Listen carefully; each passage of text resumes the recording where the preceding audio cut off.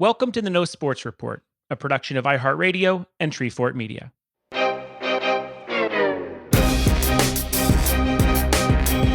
My name is Jensen Karp, and I'm a sports fan, which means the only thing I've gotten excited about this month is CC Sabathia's weight loss.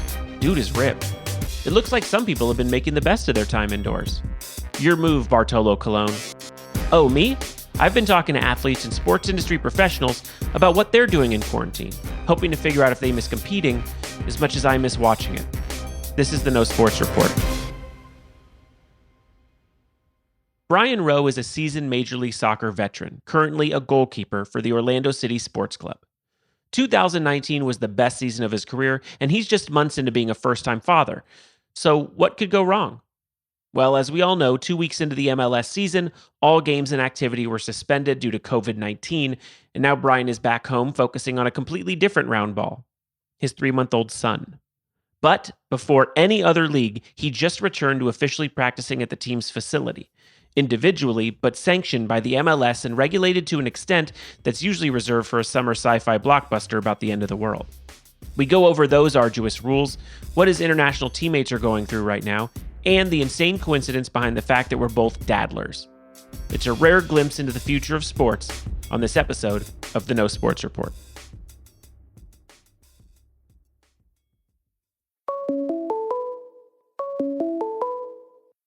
Call from Brian Rowe, Orlando City Soccer Club.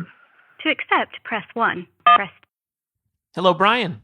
Hey, Jensen, how you doing? I'm well, man. How are you doing? Where have you been quarantined for the past 2 months? I've currently been quarantined at our place in Orlando. Mm-hmm. Fortunately, this year we upgraded to a little bit bigger space, so for my sake and my wife's sake, we've got a little more space now to deal with. Well, thank God, because you and I have something majorly in common, more than any other guest I will interview at any point in this podcast, which is one, we both have newborns, but most importantly, two, they are both named Adler. Yes. To my surprise, I was actually listening to your Jay Williams episode the other week, and I actually stopped and rewind it when I heard you say his name, because I think that's the first Adler I've heard. I was speechless for a second. Yeah, it's no Brian. It is more of a Jensen than it is a Brian.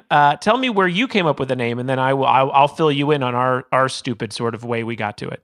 All right. Well, first off, congratulations on your Adler. You as well. I know he's pretty new, but my wife came up with the name. We have some family friends with their last name Adler. And she'd kind of thrown it out early as a first name. We kind of wanted to go for the vibe of not a super common name like Brian, something a little different, a little out there, but not too far out there. So she kind of threw it out, and we didn't love. I mean, I enjoyed it, but it didn't stick at first. So I was like, oh, that's a nice one. We kind of keep that on the back burner. Mm-hmm. We had a couple other names that were the front runners early on, and then I think as the pregnancy went on and we started testing some of the other names, we just started hearing them pop up all over the place, and we really wanted to wait until we met him, kind of see what his personality was like. It felt strange to us kind of calling him before meeting him a name. So my wife had a very long, kind of difficult labor, no serious complications, but he definitely took his time coming out, and I think Adler stuck perfectly. Right when he came out, we met him and we're like, yep, I think that's the one. Yeah, he's like, that's an Adler. Ours is way more superficial. We wanted a last name as a first name.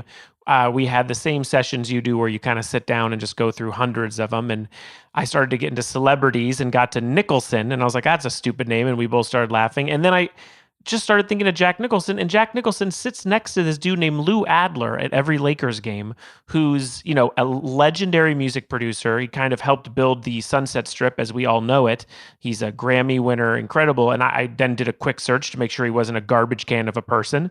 And he seems like a great dude. We actually grew up with one of his sons. So we wrote down the name. And like you said, it just sticks around. And then you're a couple of days away and you go, what's been on this list the whole time and we don't have any marks next to it. How about Adler? And where the similarities are going to get even stranger is that was my wife's first job out of college, was actually working for Lou and Page. No way, really? That is crazy. Yeah, so she knows the family very well, and that's the exact family where Adler came from, where she had thought of it. So that is so funny. Yeah, even wilder. So technically it came from the same person. Yes, which is, strange that, they've got a lot of sons already, but I guess they're spawning even more. Yeah, shout to Nick. I like all those kids. They're all very sweet. Well, I'm very happy to hear that your son. How old is Adler now? Just turned a month this past weekend. Amazing. My son now is at 10 months, a little over 10 months. I'm wondering, I know you had a difficult birth situation at the hospital, and it just keeps going through my head because my wife was a month premature and we ran into some issues as well at birth, stayed in the NICU for about a month. What was it like giving birth? What challenges did you face in a hospital during a pandemic? Yeah, there was definitely a lot of questions going in. It was kind of ever evolving, ever changing. Fortunately, our main sponsor of our soccer team, Orlando City, is Orlando Health. So they've got the Winnie Palmer wing, which is just for women and children. So we had a good contact there, and we were well taken care of, which was reassuring, I think, going into it. But a couple weeks out, they kind of let us know that it was only going to be 2 guests allowed into the hospital. And we were using a doula at the time, and they said the doula would be allowed to come in as well. But we kind of heard stories through other friends that were delivering as well across the country in New York and LA that their husbands were there for just the delivery but had to leave for postpartum. And some husbands were potentially not going to be allowed at all for delivery. So we kind of were stressing a little bit, but I think got to the point where it was out of our control, and we were just kind of doing our best to take the news as it came in. So by the time we went to the hospital, it was just 1 guest allowed, and our doula was not allowed. So unbelievable. It was just me in there. I had to wear a mask at all times. My wife was in labor for 46 hours, and ended up coming out as a C-section. So it was definitely full roller coaster, a lot of emotions, but truly an amazing experience. And I think, speaking with her after about it, it's our first child, so we had no expectations going in. We didn't know what to expect. We had nothing to compare it to. So I think for us, it was just a super special bonding, just being able to go through that together and just kind of seeing just what she went through.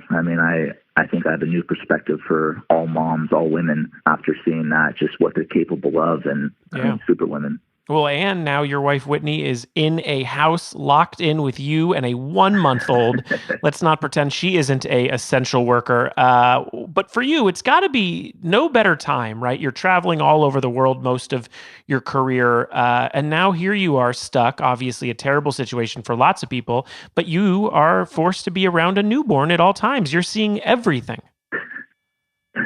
Truly seeing everything. And that's one thing I try to keep reminding myself every morning, how fortunate I am to wake up and have my wife here, have my son here, be here for, I imagine, as you've seen, these first 2 months is just the biggest leaps for their development, and just such a special time to be able to be around and kind of see that 24/7. So, it's been tough, I think, not being able to have her mom or my parents come out and help. We've got no family out here on the East Coast, so it's kind of just been the 2 of us trying to figure it out. But again, it's been kind of a special time, and just being able to be 100% present and focus on that for now, which has been amazing. It's the worst. My mother, you can even tell your wife, Whitney, this. It's like my mom lives 3 blocks from us. So my mom I could like throw a tennis ball to her, and yet she still can't come over. So it doesn't matter even what state or anything we're in. We're mostly FaceTiming, and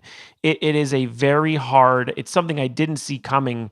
But, I obviously get to see every crawl and every, hand wave and everything that I'm excited to see. But my is, again, my only son and my wife's only child. Both of us, this was our first.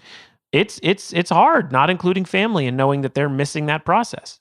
Yeah, and both my wife and I are only children, so this is the first grandchild for our parents. And it's definitely been a lot of FaceTime, trying to send as many photos as possible.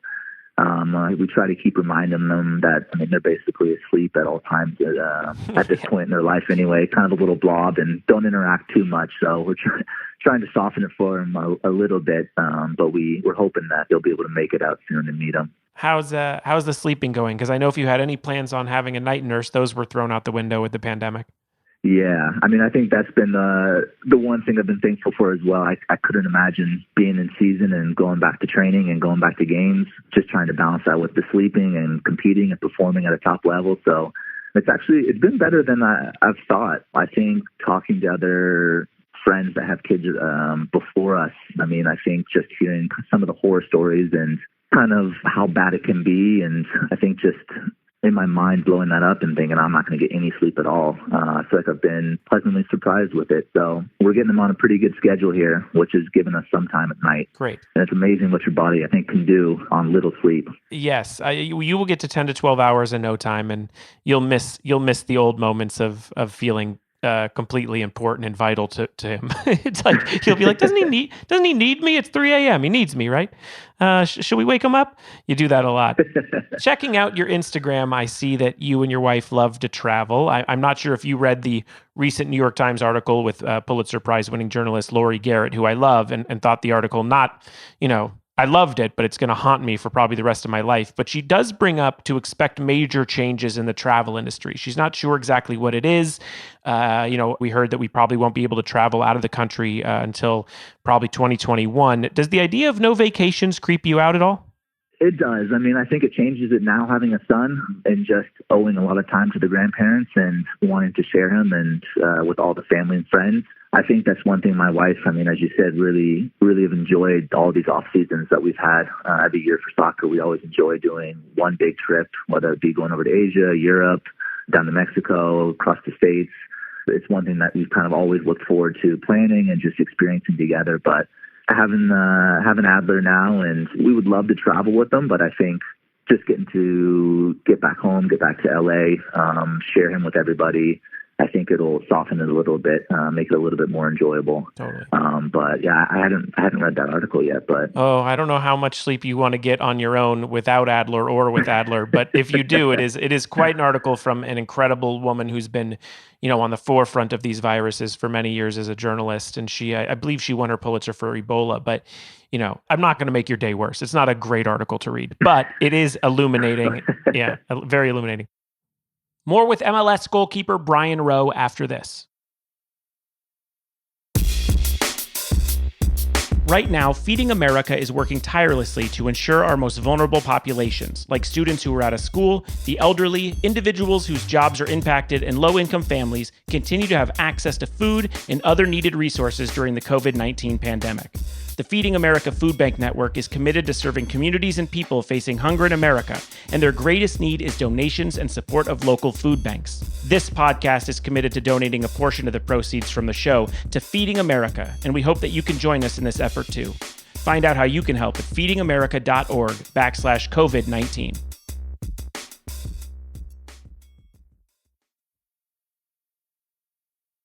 Now, here's the rest of my chat with Orlando City SC's Brian Rowe. You play goalkeeper for the Orlando City Soccer Club, SC, in the MLS, and you guys have a rare situation that only teams in the NBA can relate to. It's that your season was postponed right during it. You guys were 2 weeks in, played 2 games already. Walk me through what happened when you started to hear what's going on around the world and that your profession might be canceled or at least postponed. Yes, it really came up all of a sudden on us. We had a tough preseason. Went through probably about 6 weeks, 2 months of a preseason. You're putting in the hard work. For us, a brand new coaching staff, half of a new team really of players. So you're really just getting into the momentum and kind of getting to know all the rest of the players and everybody else and getting excited for the new year. And then, like you said, after our second game, I think we were getting ready for our third game in the season. We were going to be at home against Chicago, and that game was going to be on Saturday. I think it was March 12th. I think it was Wednesday night, I believe, was when the NBA announced that they were going to be postponing their season. Yeah. So we had training the next morning, that morning, and we'd kind of heard whisperings that the MLS would be looking to do the same thing, but we weren't sure if it was going to be before that game that weekend, if it was they were going to wait a little bit and see. So I think everyone was kind of on edge, and I don't think anyone could have ever projected that it would be this serious and, kind of keep us out for this long. But it was one thing, and I think the league did a great job. But that afternoon on Thursday, they decided to follow in the same steps and postpone the league. And it was kind of week to week to begin with. They kind of kept pushing it back. Next Friday we'll see. And then I think as it started to get more serious and more information started coming out about the virus, that's when they started kind of pushing it further back, and I think the reality of the situation started setting in. Yeah, I mean, I guess the NBA having positive testing it really escalated everything. I think it was the same day as the Tom Hanks diagnosis as well. So I think, I mean, not to say Tom Hanks is the domino that pushed us all down, but I think we just all started to notice how real everything was. And I do remember this very odd image, and I don't know how much NBA you watch, but I remember this odd image of the game being canceled, them playing it out with Mark Cuban there on the side for the Dallas game. And then later, Lonzo Ball's game, it's New Orleans, it's the Zion game, and they cancel it. None of the players want to come out, of the locker room. They heard a referee had been officiating a game with Gobert, and no one wants to come out. And then Lonzo Ball just comes out and starts shooting by himself. And I think it was just an odd night. I remember just a feeling of the unknown. And I assume you being in another sport where obviously people are touching and you're in close quarters. I mean, it's got to be nerve wracking. It's got to be scary, especially with a new son.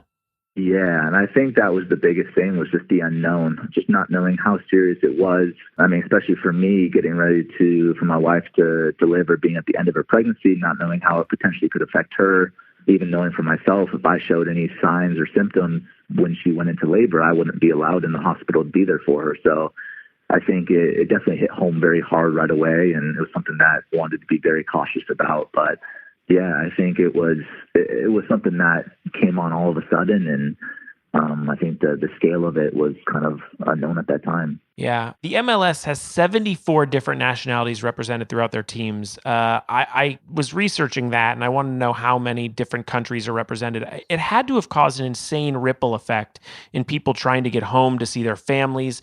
Do you know if all your teammates, at least, have been able to get home, especially with now games postponed until at least June? I mean, orders from the MLS, just because they haven't set a timeline for when we're going to restart, it kind of keeps getting pushed. We're kind of at stay in the market orders.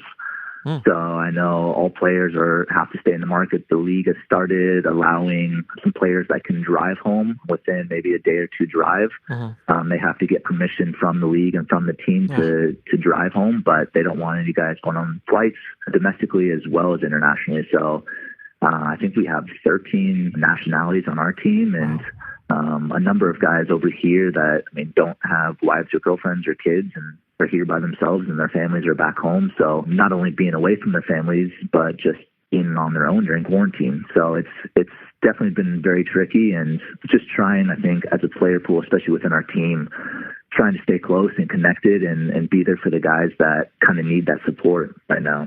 Yeah, so I'm slightly uneducated when it comes to obviously all the differences with Premier and European and MLS. Like obviously MLS is the one I'm most exposed to here in Los Angeles and in America.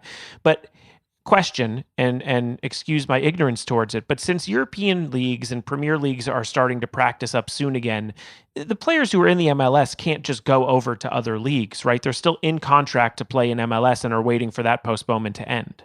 Yes, correct. So right now we're still under contract. We're still getting paid from the league. We're basically just waiting for them to kind of let us know when we're going to resume. So it's kind of business as usual. And I think each team is handling it differently. I know the league has sent out some projections on when they would like to start up again, or what the format or what those games may look like. So Major League Soccer decided they would be the first ones to sort of allow practices to happen. They are individual. They have rules and restrictions as far as he's saying no passing and no shooting between players. Have you been able to experience this yet? And can you detail what it's like? Yeah, so we just had our first day today. We had about an hour Zoom call meeting between the whole team yesterday, just going over all the little details. We had aerial camera shots of the parking lot, the fields, the space we were going to be working in, step-by-step instructions. So, I mean, it was detailed down to the T. So we were one of 5 teams that got approved in MLS to go ahead with this kind of test run, or the approval to do individual training at the facility. So today, when we showed up, we were split into 3 different groups. So defenders with goalkeepers, and then midfielders and forwards, 3 different time slots. Basically, they took 2 full-side fields, split it into 4 different quadrants, and each player got their individual quadrant to work in. You park in the parking lot. You're separated by 1 parking spot stall between each car. You're called one by one to walk from your car to basically the front gate to enter. You have to wear a mask at all times. You can't leave your car until you're called upon. You check in at the front desk. You stand there, get your temperature read. We also have to fill out a questionnaire if you're feeling any symptoms or any signs of illness before you leave actually home that morning to go in. Once you're approved, you walk over to your quadrant where you've got a stool there to get your cleats on, put on whatever you need. It's sanitized before and after each player. And then you've got your equipment there in your quadrant. You have to kind of work and do your session. Same thing on the way out. You have to put your mask back on as you leave. You do a checkout. You kind of get your protein drinks on the way out and then return to your car one by one. And then the next group is called in. So you've got one coach that's allowed to be on the field, kind of in the middle, overseeing kind of limited personnel that's out there. And that's kind of the setup. Yeah. Yeah. It's intense, man. I mean, I feel like you're a second away from being hosed down like a zoo animal. I mean, what an incredible, I can't imagine. I mean, did you see other players and just sort of give like a hi, like, hey guys, like you can't even really converse? Yeah, I mean, you have your staff there that's kind of making sure everyone keeps their distance. I mean, I must say I think just having the unknown and not knowing when we were going to return, what the steps were going to look like, it's just been so far in the future and just not knowing. I think being granted this to just return to our training facility, I mean, the energy was upbeat today. Good. I mean, even seeing guys at a distance and kind of returning to something that was quote unquote normal for us, being at least in a familiar place with our training grounds. The mood was definitely lifted. I think guys could see a little bit light at the end of the tunnel. I mean, just the first step towards something familiar was exciting, but at the same time, it was just kind of a stark contrast that you're doing it under just all of these different conditions and protocol. And I mean, I think any athlete, ever since you're young, you're so used to just going out to a field or training, and you kind of have that's your routine that you've been doing for your entire life. And to have it this different and controlled and strict was definitely a wake up call. Yeah. I'm surprised to see what the landscape of sports is going to look like kind of moving forward here. Totally. I mean, if that's a practice, I hate to think what a game is. I mean, we were even instructed if a ball were to leave one of your quadrants, the other player in that quadrant had to step out of their box and allow the player to come in, grab their ball, go back, and then they could resume. Oh my God. So, I mean, I think everything was thought of, and they're trying to run it as efficient and I think as safe as possible. I mean, it sounds like they're doing a good job. I mean, did they make you keep the masks on? Well, it sounds like because you're out of the quadrant, you don't have to have the mask on. So fortunately, the players were able to take their masks off to train. So when you're in your space, you're allowed to have it off. But all the staff, the personnel that are there kind of helping out and managing, they had to keep masks on and gloves on at all times. Oh my God. And you got to take you got to take shots? You got to actually play goalkeeper? No. So, I mean, we're not allowed to work with coaches. So, I mean, I was there kind of doing some of my own ball work, own goalkeeper fitness. It's tough. Yeah. Trying to come up with stuff when you can't really recreate it without someone taking shots. So just did my best to kind of do what I could, but at least had access to a nice field, to goals, to equipment that I usually wouldn't have on my own. That's great. So in order to communicate with the players, did they have to use some sort of like PA system? No. So the day before, they sent us just videos of all the drills they wanted us to perform, the ball work, dribbling, the fitness. So they had everything set up when we got there. And we kind of had to do our homework the night before to be prepared to kind of know what we were supposed to do that day. I mean, you didn't get in close contact with anybody. I mean, even the training staff reading your temperature, you were standing far enough away. They had some people from the league that were filming and recording and to send out to other teams, I think, just to show what the protocol would be, what it would look like, making sure that we were adhering to it as well. So, like I said, it was surreal. I think, especially with the newborn, being in quarantine for so long, you're kind of in your little bubble and you're like, oh, we're taking a little break. We're going to resume. And I think I was very naive and optimistic about just when this was lifted, just being able to return to training and it was going to be normal like you're used to. Yeah. I think showing up today is when it really sunk in and just it hit me like, wow, we still have a long ways to go before we get back to anything. Yeah, I mean, you're not getting within 15 feet of players. How are we going to play against each other or with each other? I mean, I guess it'll get better, but it's crazy to think of. Yeah. You're coming off the best season of your career, Orlando City. picked up a big signee at goal with Pedro Galice, and I know you love challenges, and you've been vocal about wanting to get that starting position back, or at least be available to kind of platoon. How much does it bum you out to not have that opportunity immediately right now to prove yourself this year, even if in that backup position? You're a player by trade, so I'm wondering, just watching, I'm sure, tape or whatever you're doing, are you jonesing? Yes. I think that's the nature of all of us athletes, just that competitive nature. You want to get out there and play. You want to prove yourself. You want to keep working towards your goals and keep working on that process. So it's definitely tough. And I think fortunately for me, I mean, this is my 9th season in the league. So yeah. I feel like I've definitely seen it all. I've been around to a couple of different teams, been released, been traded, been let go out of the lineup. I've been starting. So I think for me, I found a good mental state where I'm able to stay in a good space and kind of continue to keep challenging and work on what I need to put myself in the best situation. But like you said, I mean, coming off a good year last year, I want to play at the end of the day. And it's an exciting time. It's fun to get out there in front of the crowd and represent your team, play with the guys you're working hard with. And so I'm looking forward to when we do get to return, getting that opportunity again. Same. This would have been the 25th anniversary of MLS, a massive milestone. The awareness and the excitement that's been kind of surveyed around, and we've seen those results, they're higher than ever. Are you at all worried about how this pandemic and quarantine and postponement, how it will affect the future of the league? I think financially, I think the league will be fine, and I think we'll continue to do well. And I think it's just like you said, the support-wise, and not knowing when we do return to games, when fans will be allowed to return to the stadiums. And I think that was kind of one of the largest drivers for the support and just kind of the buzz of the league was the atmospheres of the stadiums, especially in these big cities. It's a ritual. I mean, you have fans showing up early in the morning tailgate. They have their smoke flares and their flags, and they're marching and singing to the games. It really brings the communities together. So I think fans will be itching and ready when the time is right and safe to get back to those stadiums and still support. And I think anyone's looking for any sports on TV right now. I mean, even if it's something where whenever it does return, even if there's not fans in the stadium. So I think it was tough for the U.S. not making the last World Cup. I think we see in those World Cup cycles when the U.S. is involved, it really creates a big buzz among soccer and I think draws a lot of interest. So, we just had 2 new franchises come in this year. We've got 2 more scheduled for next year. I think we'll be to 30 teams soon. Yeah. So you're seeing in these cities a lot of growing excitement, and I think it's tough having the stoppage right now. I felt like right as momentum was building, Agreed, yeah. Excitement was building.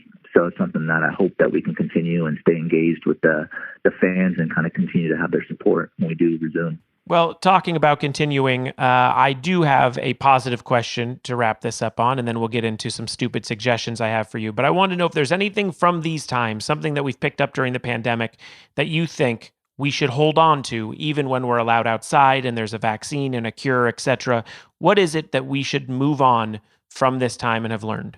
I think for me, just with everything going on in my life with Adler, the new son coming in, is just enjoying the small moments and taking time for the loved ones. I know for us being kind of quarantined on the opposite coast of all of our friends and family, being able to check in as much as possible. Being grateful for the loved ones in your life, the things that you do have. And I know for us, just community. I know the club has a great initiative that they're working on, supporting local businesses here around the stadium that are struggling during these times, and any way that they can support, get out there and help in whatever way is really important. So, the one we're doing is All for Orlando is the hashtag, and the club is trying to do a good job of helping the small businesses and restaurants around the stadium that used to get a lot of action on game weekends, but are struggling now just because of the stay-at-home order. So I think those two are definitely ones I hope that stick and are lasting for people once life kind of resumes. Yeah, that's great. And we're actually going to be giving proceeds from this episode based on your recommendation to that charity through the Orlando City SC, and we're happy to do it. From something of pure altruistic thought to something just purely stupid, here are some suggestions that I have for you. Your wife Whitney could pick it up as well. These are things that you and Adler and the whole group can maybe get in on here during pandemic. Are you ready for these suggestions? I'm ready. Okay, first, I think you should tie-dye stuff. This is all over Instagram and social media. It's a big trend. It was already a trend in fashion, thanks to the Billie Eilishes of the world before we were even stuck in our home. But now there's no easier time to take your white sweatsuits, your white shirts, and just maybe even socks, get some color dyes, some minor supplies like pails, basically. Nothing nuts, quick way to deal with clothes that might need some new life. I love that. I mean, it goes back to my roots as well. Growing up in Oregon, kind of a hippie town in Eugene. Yeah. I got plenty of photos of me in tie-dye. I got my Birkenstocks here, so that's a great idea. I love that. There you go. We're turning you back into a deadhead. Okay. Secondly, not a sponsor of the show, but boy, I would love to take their money because they're having a good year. It's a website called Cameo. Do you know about Cameo? I do not. Okay. It is a website that you go onto and you can pay celebrities, and then I'm using hand quotes also, celebrities, so real celebrities and quote, quote, celebrities. You can pay them to give you recorded messages, whether it's a birthday or Mother's Day or I don't know, I hope you're surviving quarantine.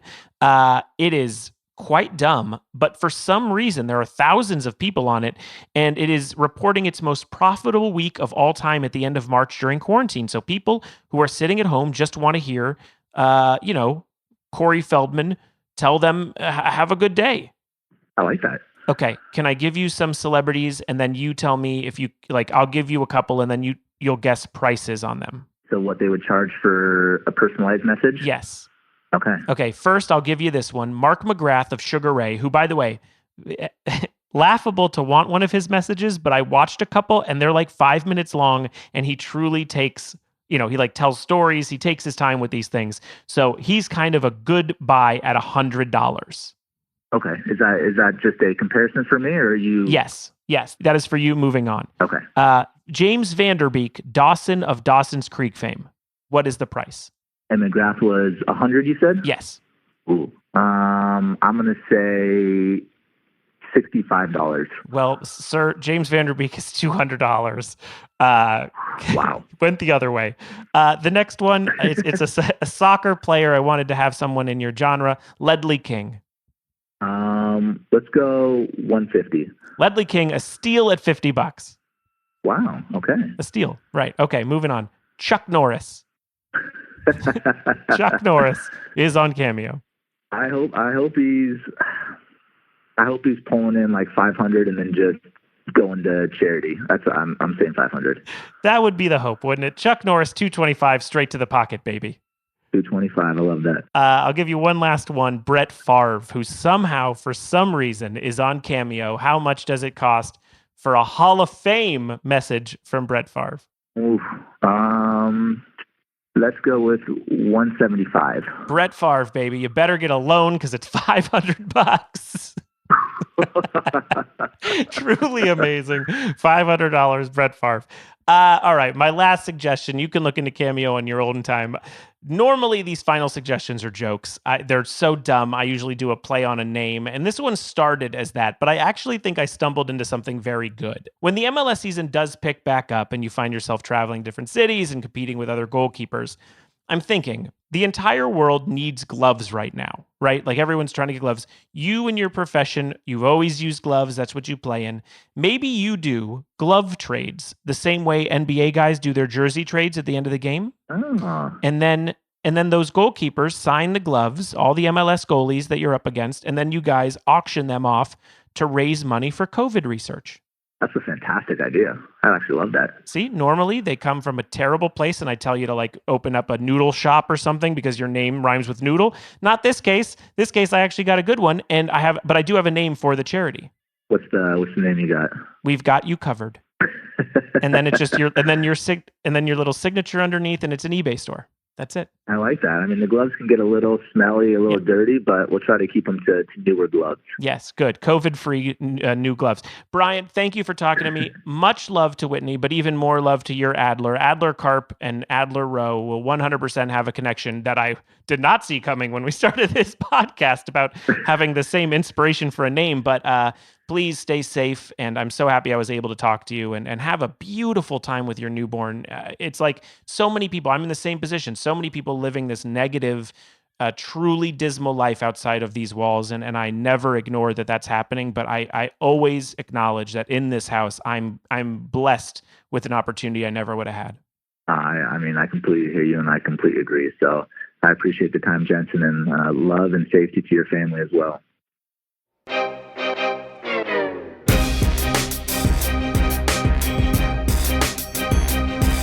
The No Sports Report is produced and distributed by Treefort Media.